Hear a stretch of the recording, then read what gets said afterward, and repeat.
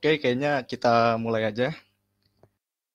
Pertama-tama aku ucapin terima kasih dulu karena udah menyempatkan waktunya buat join di webinar kali ini untuk tugas soft skill. Tentunya kita mulai aja.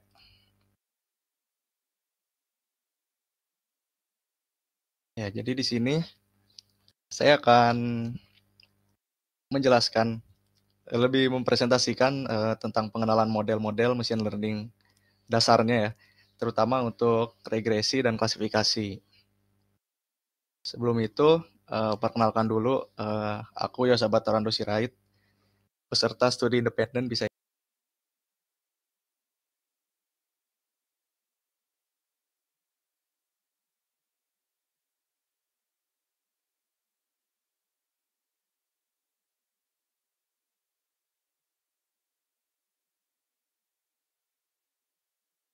beberapa model machine learning yang umum digunakan pada kasus regresi dan klasifikasi.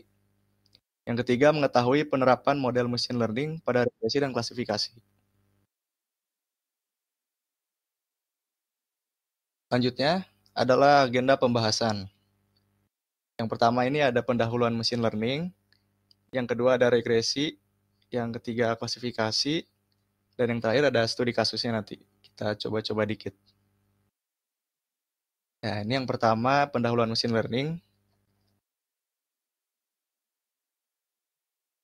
Jadi, definisi machine learning. Machine learning itu adalah cabang dari kecerdasan buatan AI yang memungkinkan komputer untuk belajar dari data yang diberikan, mengidentifikasi pola atau struktur di dalam data tersebut, dan menggunakan pola-pola tersebut untuk membuat keputusan atau prediksi di masa depan, tanpa perlu diprogram secara eksplisit.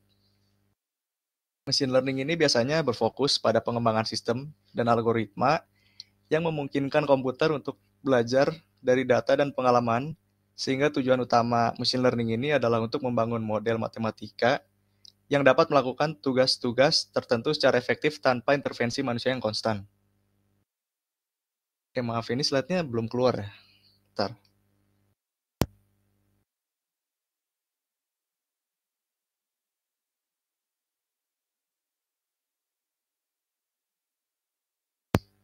Oke, mungkin tadi ada gangguan, sorry ya. Kita lanjutin.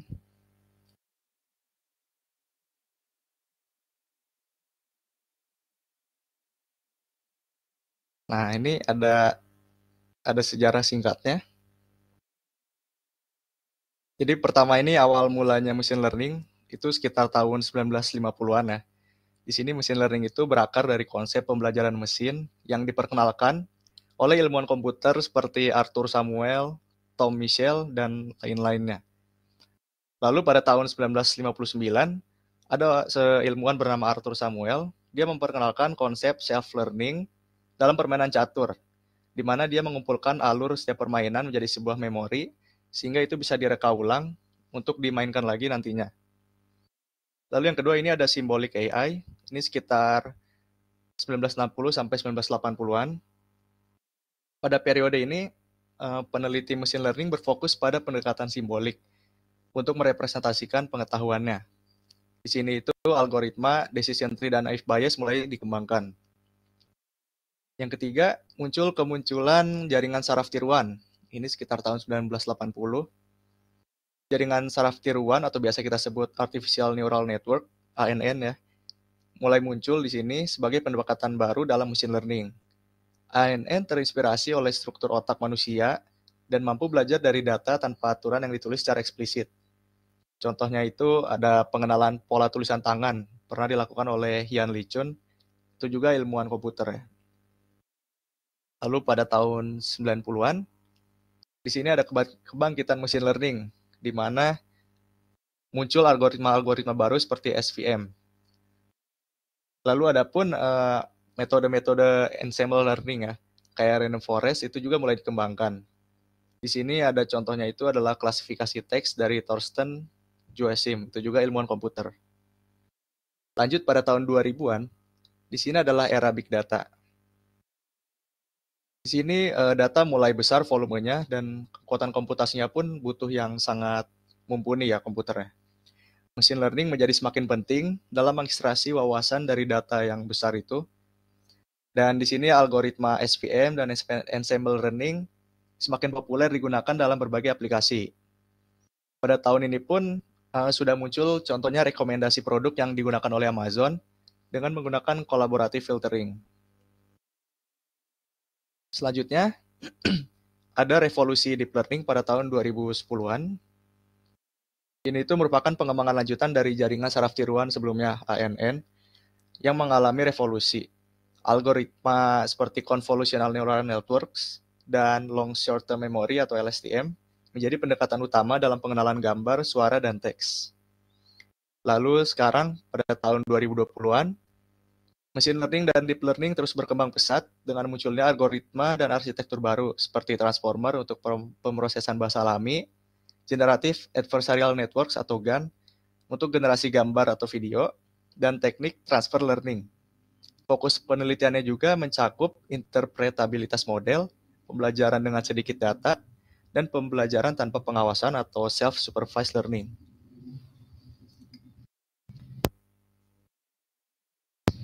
Selanjutnya, apa sih kaitannya dengan AI dan deep learning?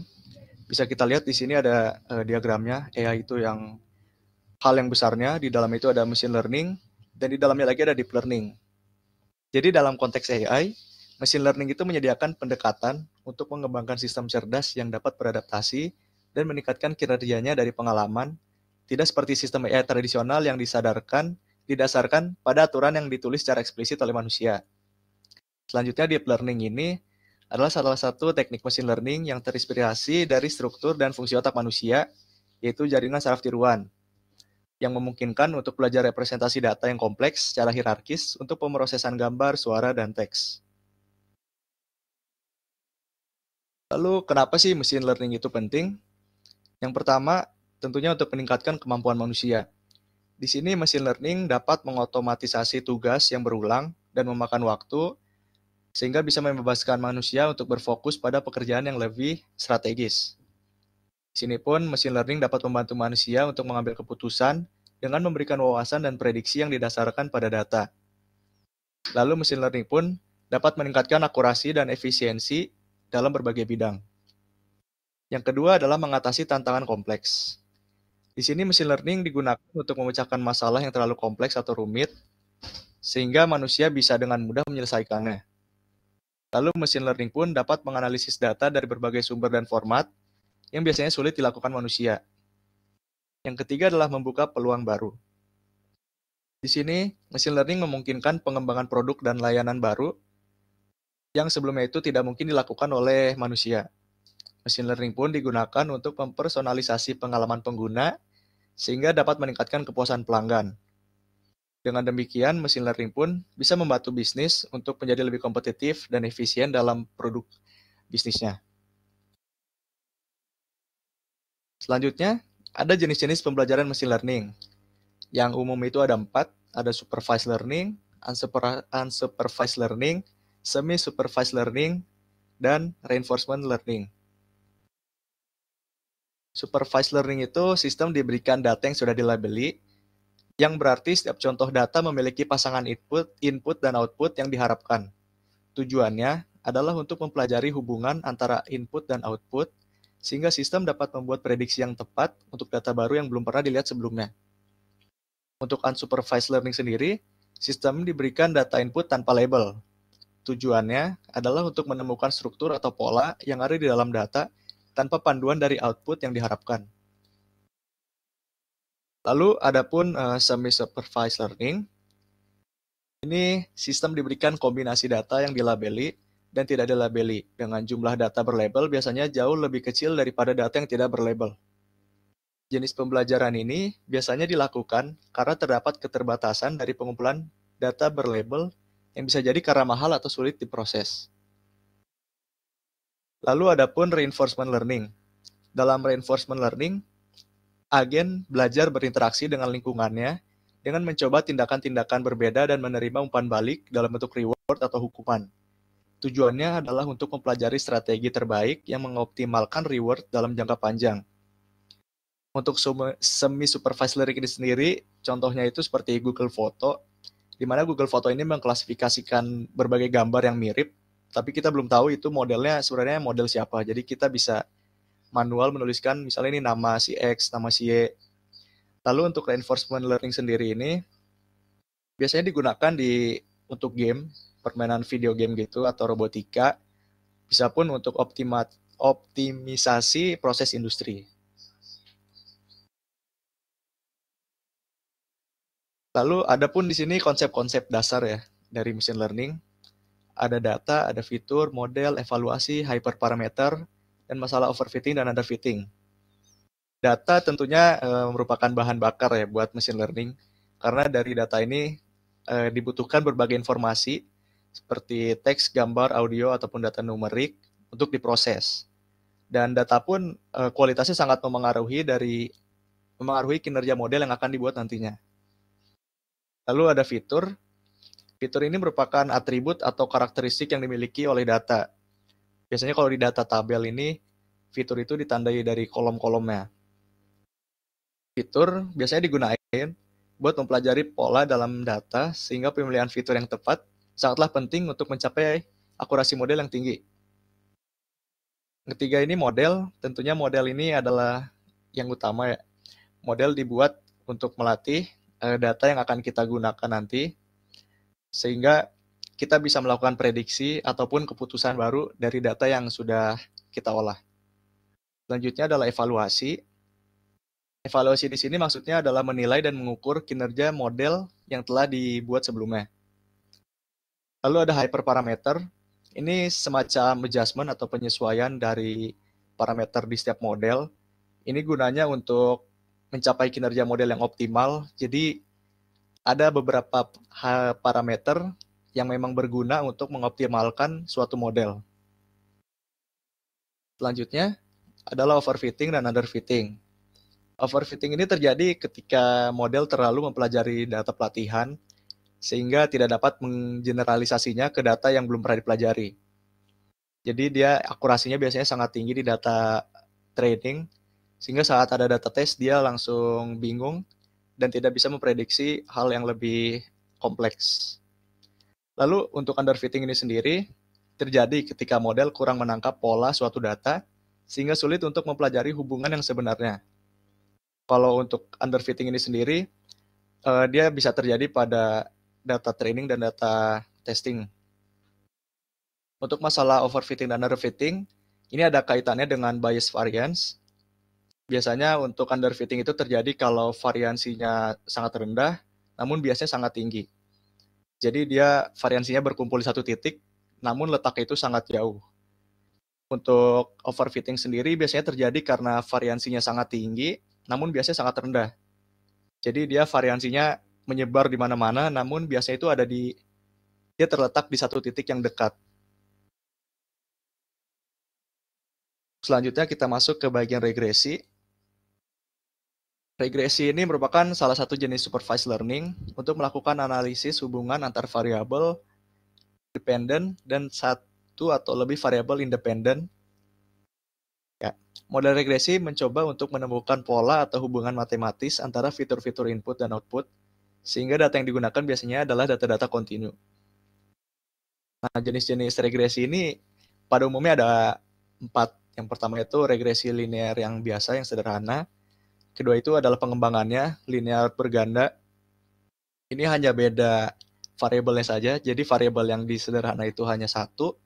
Untuk yang berganda itu biasanya lebih dari satu, bisa 2, 3, bahkan lebih dari 5. Untuk regresi polinomial, ini digunakan untuk erat kaitannya dengan linear berganda. Biasanya jika linear berganda sulit ditemukan polanya, maka akan digunakan regresi polinomial. Lalu untuk regresi Lasso dan Ridge, ini merupakan metode untuk mengatasi overfitting. Ini adalah metode regularisasi namanya. Jadi dia bisa memberikan bobot kepada nilai-nilai, terutama untuk variabel-variabel yang mungkin memiliki peranan penting sehingga bisa dinaikkan bobotnya. Yang tidak memiliki peran penting, bobotnya akan dikurangi. Ini salah satu contoh bagaimana penerapan dari regresi linear yang sederhana, dimulai dari yang pojok kiri atas ini. Di sini adalah datasetnya berupa titik-titik-titik. Lalu untuk pertama kali kita akan membuat sebuah garis biasa, bisa garis yang linear seperti ini, atau bisa ke atas, atau bisa menyerong. Karena di sini kita hanya membuat garis asal saja, karena nanti mau dihitung berapa errornya dari titik ke setiap garis itu. Di sini contohnya, di sini ada warna ungu, ini merupakan jarak dari titik ke garis tersebut. Jadi di sini tujuannya adalah kita mencari garis mana yang membuat titik-titik putus ini memiliki nilai yang sangat kecil. Jadi ini bisa dibilang ada namanya itu cost function. Cost function ini berfungsi untuk mencari titik-titik mana saja yang memiliki nilai terendah sehingga ditemukan garis yang optimal. Untuk cost function itu sendiri biasanya agar otomatis dilakukan gradient descent. Nah, ini contohnya garisnya dimiringin, lalu dicek kembali jarak dari setiap titik ke garis tersebut. Lalu gambar yang di tengah ini merupakan hasil dari penerapan perubahan garis-garis tadi. Dimulai dari yang paling kiri ini dia garis vertikal, namun dia residunya itu ada di atas ini. Lalu dicoba terus sampai ke kanan sampai garisnya menuju vertikal ya. Dan ternyata titik yang optimum untuk ditemukan residu terendah itu ada di titik yang di sini. Jadi di sini merupakan weight-nya. Jadi ditariklah garis dengan arah seperti ini sehingga jadilah bentuk regresi linear yang sudah optimal.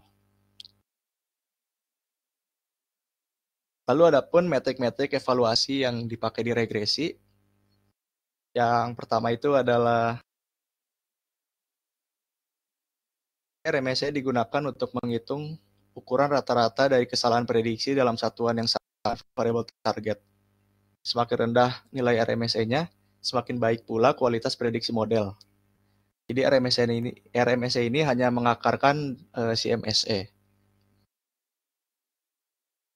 Lalu adapun mean absolute error, di sini menghitung rata-rata dari nilai absolut dari selisih antara nilai prediksi dan nilai aktual. Semakin rendah nilai MAE-nya, semakin baik pula kinerja modelnya. Lalu adapun R2, ini adalah koefisien determinasi disebutnya. Dia mengukur seberapa baik variabilitas dari variabel yang terikat yang dapat dijelaskan oleh model.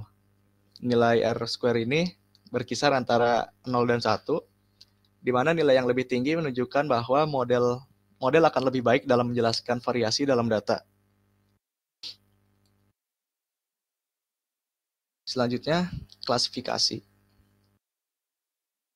Klasifikasi adalah proses pengelompokan objek atau data ke dalam beberapa kelas atau kategori berdasarkan fitur-fitur yang dimilikinya. Klasifikasi biasanya dibagi menjadi dua, ada klasifikasi biner dan klasifikasi multiclass. Klasifikasi biner ini merupakan klasifikasi di mana model harus memprediksi antara dua kelas yang mungkin biasanya ditandai dengan kelas positif atau 1 dan kelas negatif atau 0. Untuk multiclass sendiri, itu model harus memprediksi antara lebih dari dua kelas yang mungkin. Adapun model-model yang umumnya digunakan dalam klasifikasi, yang pertama ini adalah logistic regression. Model ini menggunakan fungsi sigmoid untuk menghitung nilai prediksi dari target. Model ini memiliki decision boundary, biasanya di tengah sini, yang umumnya bernilai 0,5, yang berguna untuk memisahkan kelas. Dan tidak ada asumsi khusus untuk menggunakan model ini, jadi berbagai data pun bisa digunakan model logistic regression. Selanjutnya adalah decision tree. Decision tree ini menggunakan information gain dan Gini index namanya untuk mencari node-node yang optimal. Model ini cocok digunakan untuk dataset dengan struktur hierarkis. Jadi cara kerja model ini tuh dari berbagai kolom yang ada, kita acak, kita cari information gain dan Gini index-nya. Yang memiliki nilai yang paling rendah, kita jadikan root-nya yang paling atas. Lalu dilakukan hal yang berulang nanti sampai bawah. Dan itulah tree yang optimal untuk melakukan klasifikasi. Selanjutnya adalah SVM, Support Vector Machine. Ini bekerja dengan cara mencari hyperplane terbaik yang memisahkan dua kelas dalam ruang fitur. Ketika data tidak linear, terpisah secara linear, SVM ini bisa menggunakan teknik kernel namanya untuk memproyeksikan data tersebut ke dimensi yang lebih tinggi, sehingga memungkinkan untuk menemukan hyperplane yang memisahkan kelas-kelas tersebut. Kernel yang umum digunakan adalah linear, polynomial, radial basis function atau RBF, dan sigmoid. Model ini cocok digunakan untuk dataset dengan dimensi fitur yang tinggi dan ketika terdapat ketidakseimbangan antara jumlah sampel dan dari kelas-kelas yang berbeda. Selanjutnya ada naive Bayes. Naive Bayes ini didasari pada teorema Bayes di statistika dengan asumsi bahwa semua fitur adalah independen satu sama lain. Yang umum digunakan itu naive Bayesnya ada 3, ada Gaussian, multinomial, dan Bernoulli. Naive Bayes Gaussian ini mengasumsikan fitur yang berdistribusi normal dan menghitung probabilitas kelas dengan menghitung distribusi normal dari setiap kelas sehingga cocok untuk data numerik yang terdistribusi normal. Yang kedua, naive Bayes multinomial. Naive Bayes ini menghitung probabilitas masing-masing kelas dengan menghitung frekuensi kemunculan item dalam setiap kelas, sehingga model ini tuh cocok untuk data-data yang berupa teks. Yang ketiga, naive Bayes Bernoulli. Ini menghitung probabilitas dengan menghitung distribusi Bernoulli dari setiap fitur di setiap kelas, sehingga jenis ini cocok untuk data biner, di mana setiap fitur hanya bisa ada dalam dua keadaan, 0 atau 1. Selanjutnya adalah Kani-Resnick-Bohr. Ini bekerja dengan cara membandingkan jarak antara titik data baru dan tetangga terdekatnya di dalam ruang fitur. Selanjutnya, akan dipilih label atau nilai yang paling kecil di antara tetangga tersebut. Umumnya perhitungan jarak ini menggunakan metode Euclidean, Manhattan, atau Minkowski. Model ini perlu adanya normalisasi karena penggunaannya itu menggunakan perhitungan jarak. Jadi biasanya untuk KNN ini kita mengassign datanya secara random, lalu digunakan perhitungan jarak tadi untuk setiap tetangganya. Nanti dia akan mencari nilai terkecil dan dia masuk ke cluster tersebut. Tapi ini masuknya klasifikasi.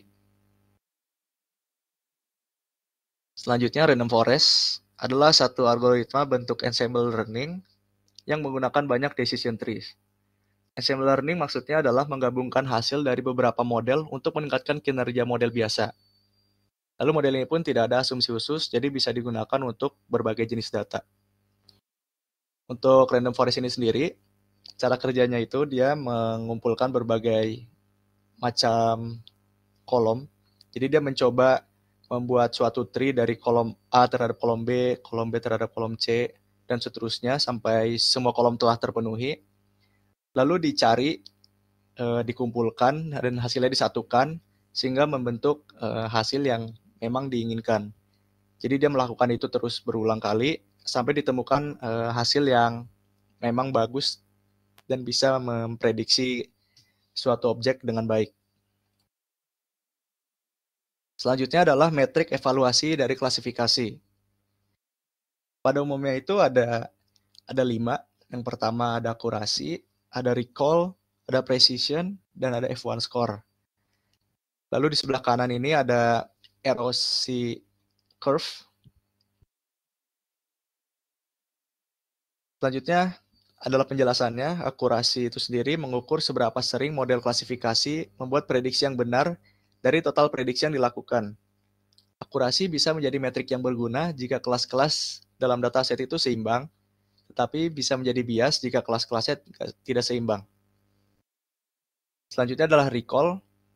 Recall mengukur seberapa sering model klasifikasi memprediksi positif dari keseluruhan kasus yang sebenarnya positif. Recall ini berguna ketika penting untuk meminimalkan jumlah false negatif, misalnya dalam deteksi kanker. Jadi false negatif itu kan kita memprediksi hal yang negatif, namun dia aktualnya itu positif. Kalau dalam kondisi kanker, misalnya kita prediksi orang tersebut nggak kanker, ternyata aslinya dia kanker, itu kan bahaya. Jadi di dalam kasus seperti itu, recall ini perlu diperhatikan. Selanjutnya, presisi mengukur seberapa sering model seberapa sering model klasifikasi benar-benar memprediksi positif jika sebenarnya positif. Presisi pun berguna ketika penting untuk meminimalkan jumlah false positif, misalnya dalam deteksi penyakit. Ini pun penting dalam mendeteksi penyakit-penyakit yang biasa, misalnya kita memprediksi orang tersebut positif terkena penyakit, namun karena hasilnya false positif, berarti dia actualnya tidak terkena penyakit. Jadi ini masih bisa dipertimbangkan untuk digunakan dalam hal-hal berbau medis. Selanjutnya adalah F1 score. Ini rata-rata harmonik dari presisi dan recall yang memberikan pengukuran keseluruhan kinerja model. F1 score ini berguna ketika ada trade-off antara presisi dan recall yang harus dipertimbangkan. Contoh penggunaannya adalah pada penipuan kartu kredit yang memiliki kelas tidak seimbang.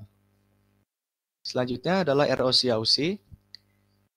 Ini mengukur seberapa baik model mampu membedakan antara kelas positif dan negatif. Nilai ROC yang besar biasanya itu menandakan bahwa model mampu membedakan kelas dengan baik.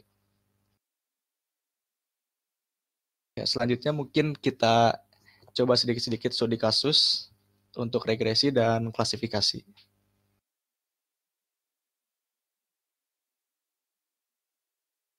Di sini saya pakai Jupyter Notebook.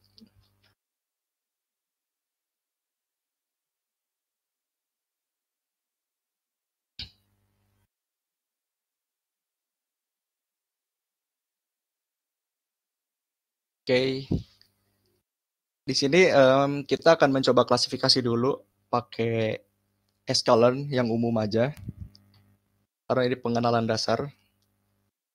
Pertama mungkin kita import dulu library yang diperlukan ya. Kita butuh pandas untuk baca datanya. Mungkin butuh NumPy juga. Lalu mungkin kita coba pertama untuk SVM.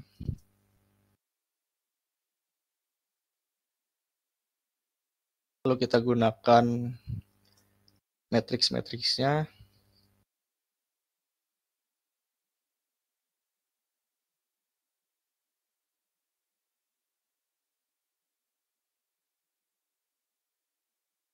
Kita pakai klasifikasi report aja biar langsung keluar semua.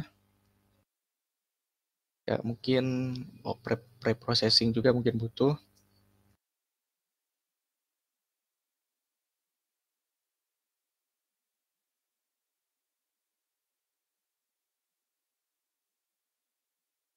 Ini harusnya datanya udah bersih karena saya mencari dataset yang sudah clean tadi. Kita pakai clean class. Mungkin kita namain aja df.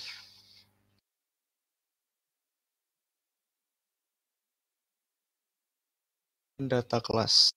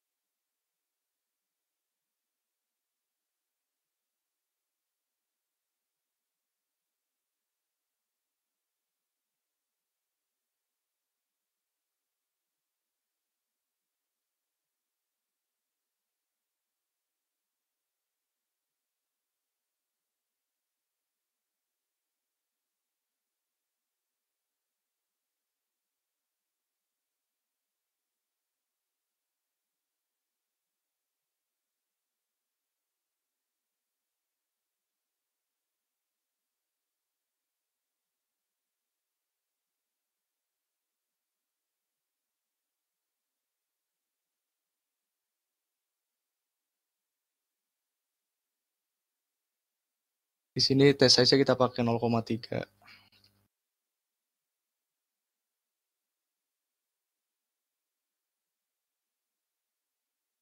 Random state 42 aja. Dan kita lakukan scaling.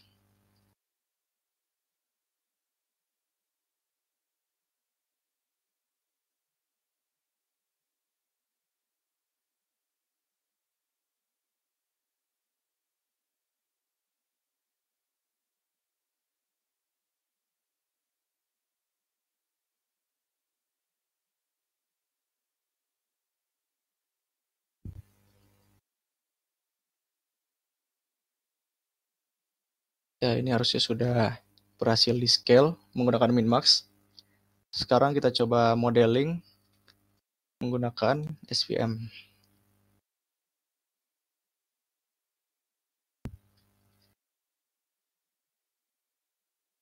Di sini kita hanya perlu membuat objek dari SVM itu sendiri.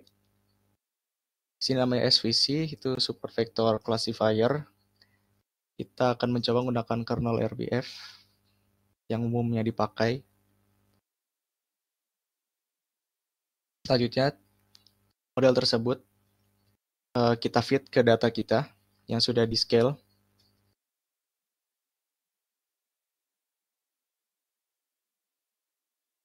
Lalu kita predik dia dengan data testing.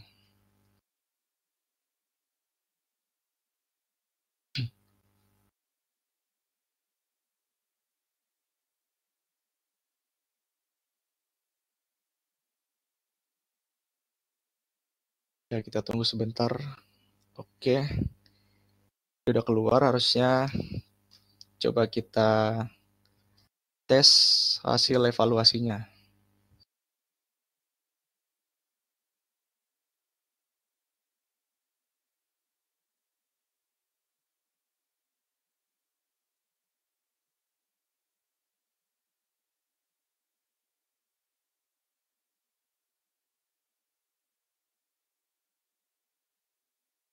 Wait.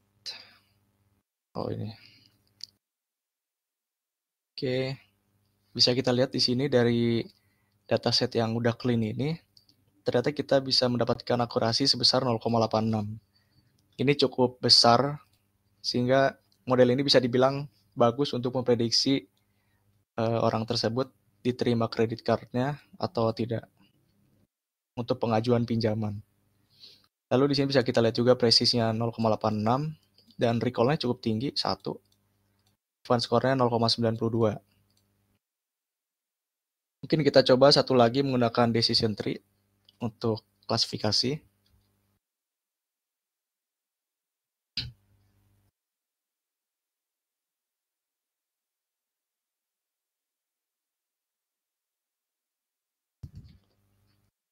Kita tinggal menggunakan data yang sama, tadi pakai yang DF. Langsung saja kita pakai data yang udah di scale tadi.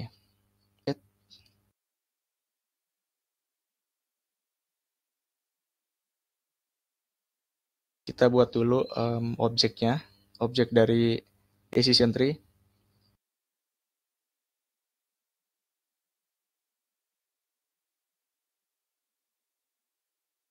Lalu kita buat variabel untuk memfit objek tersebut ke data yang sudah di scale.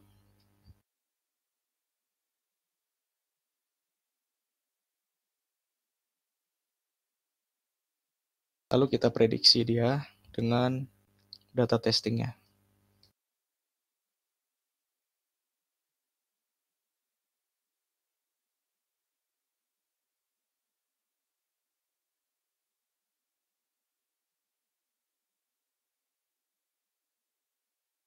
Ya, sekarang kita hanya tinggal memanggil klasifikasi report untuk decision tree.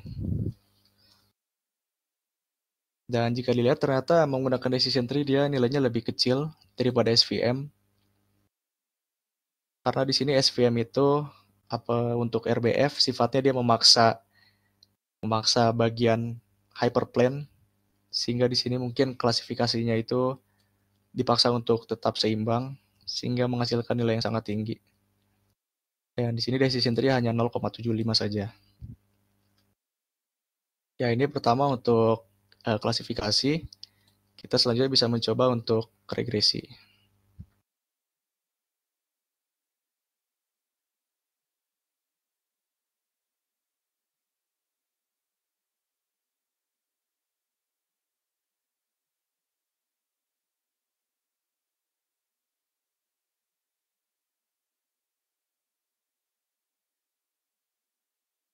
Kita bisa import dulu modelnya.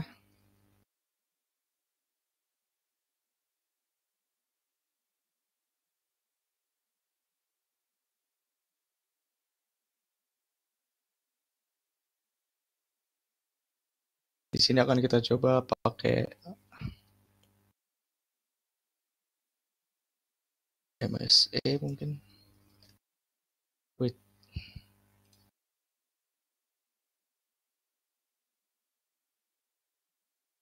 ya,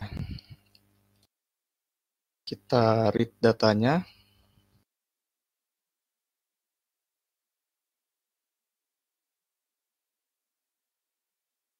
Di sini dataset. Regresi menggunakan clean data reg.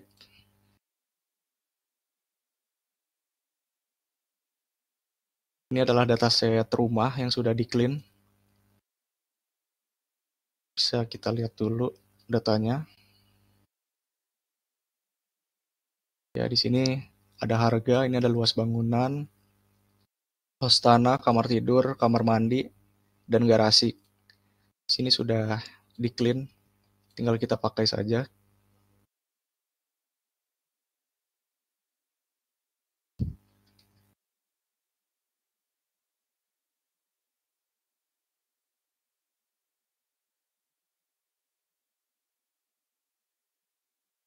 Ya. Sekarang kita langsung pisahin aja data untuk harga dengan yang lainnya.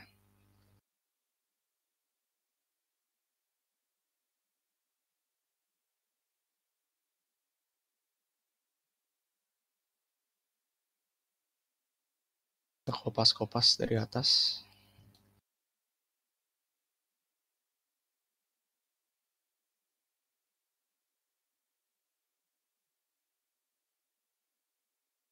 Wait. Oh iya, salah.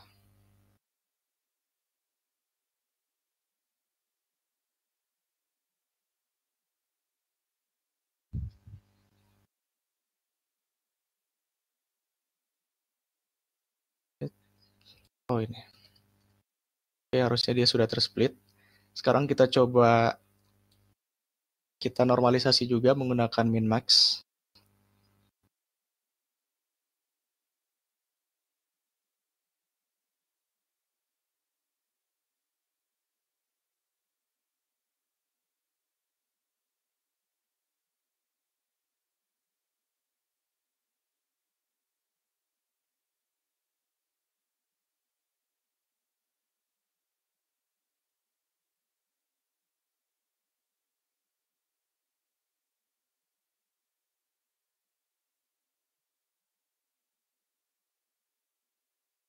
Oke, T-size-nya 0,2 saja.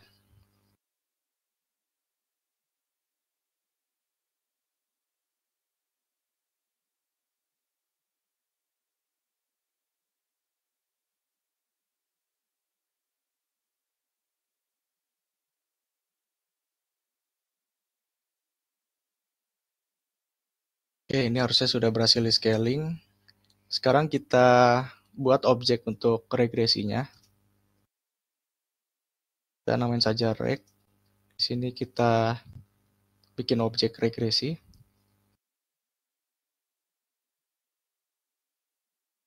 Lalu kita feed ke data yang sudah di scale tadi.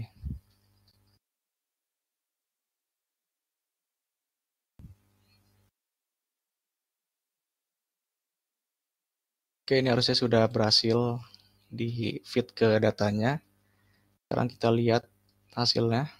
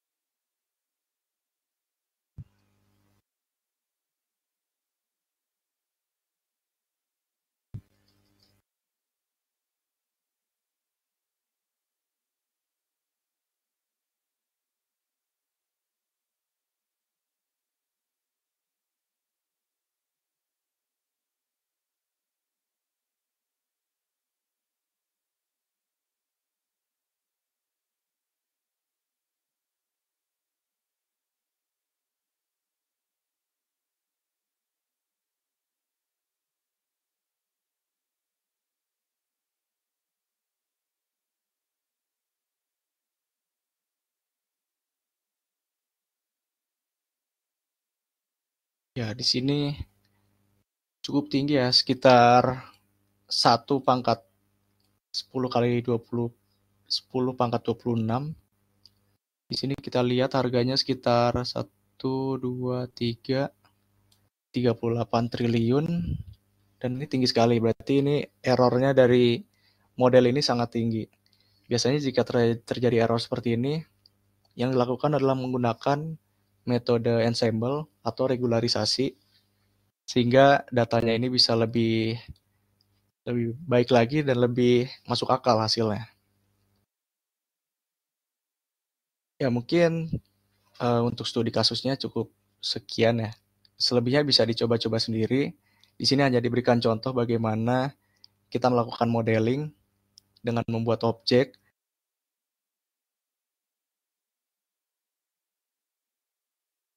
yang sudah ditrain, data yang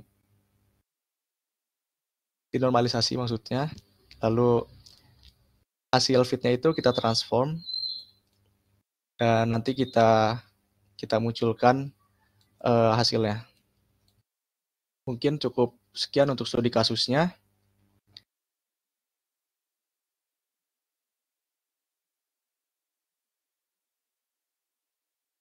Ya, langsung aja ke sini. Ya, selanjutnya apakah ada yang ingin ditanyakan?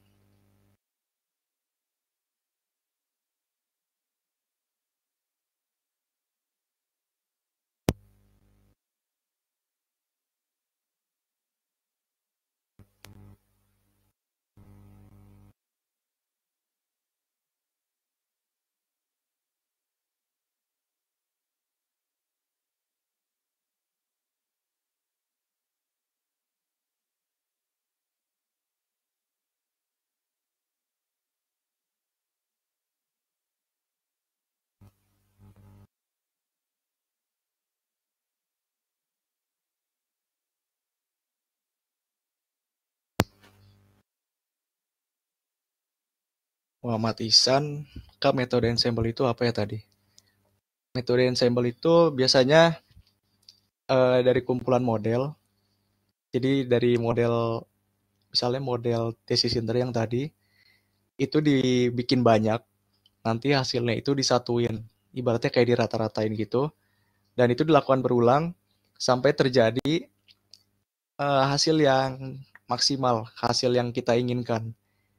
Jadi perulangan tersebut dilakukan terus-menerus sampai kita menemukan hasil yang maksimal. Dan itu biasanya ada parameternya juga. Kita bisa men-set parameternya menjadi apapun terserah kita. Dan untuk melakukan perulangannya itu kita bisa otomatis pakai grid search atau random search. Tapi itu cukup memakan waktu yang lama. Dan diperlukan spesifikasi laptop atau komputer yang mumpuni. Jadi itu sih.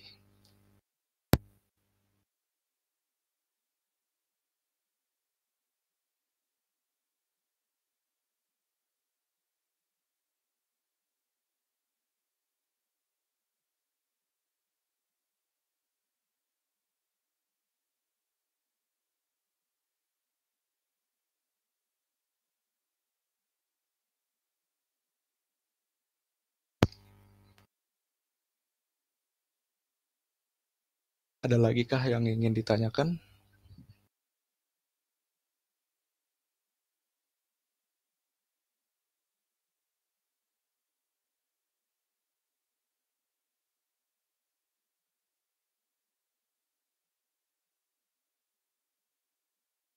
Oke, kalau sudah tidak ada mungkin kita akhiri aja meet-nya.